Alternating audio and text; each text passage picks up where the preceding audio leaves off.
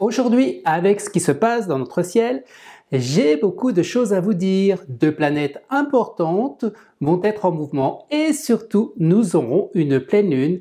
Alors, à qui va profiter ces mouvements planétaires? C'est ce que nous allons voir tout de suite après le générique.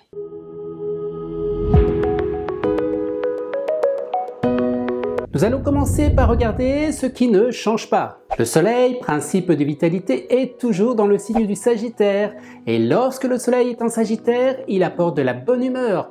Alors à qui va profiter ce Soleil en Sagittaire?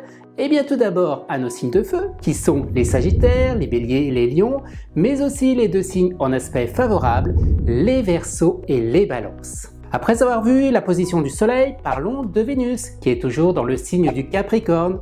Ce n'est pas pour en déplaire à certains. Alors ça donne quoi? Lorsque Vénus est bien dans le signe du Capricorne, il y a un grand besoin de solidité dans l'engagement. On aime que les choses prennent une forme concrète et cela va profiter à qui, à votre avis? Eh bien les chouchous de l'amour seront bien sûr les signes de terre, Capricorne, Taureau et Vierge, mais aussi les deux signes en aspect favorable, les Poissons et les Scorpions.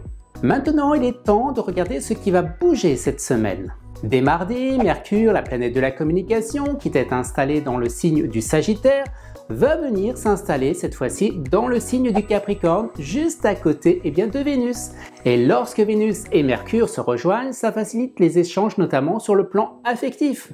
Pour certains, le moment est venu de vous déclarer. Je vous conseille d'ailleurs cette semaine de profiter de la conjoncture lumineuse de Mercure et de Vénus, car la semaine prochaine, la tendance risque bien de changer. Alors, à qui va profiter Mercure dans le signe du Capricorne?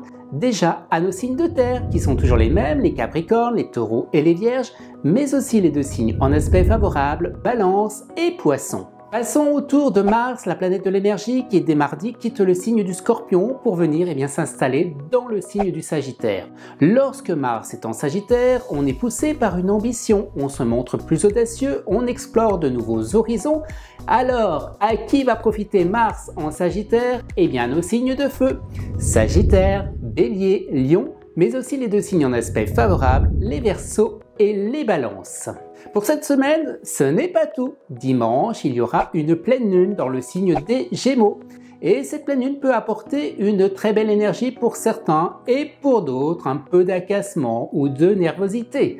À savoir, les effets de la pleine lune ne durent jamais bien longtemps, environ une douzaine d'heures. Son influence peut se faire ressentir dès samedi soir et s'essouffler d'ici le dimanche en fin d'après-midi.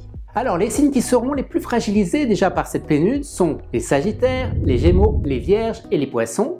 Et maintenant, qui sont les gagnants de cette pleine lune? Verseau, Bélier, Balance et Lion.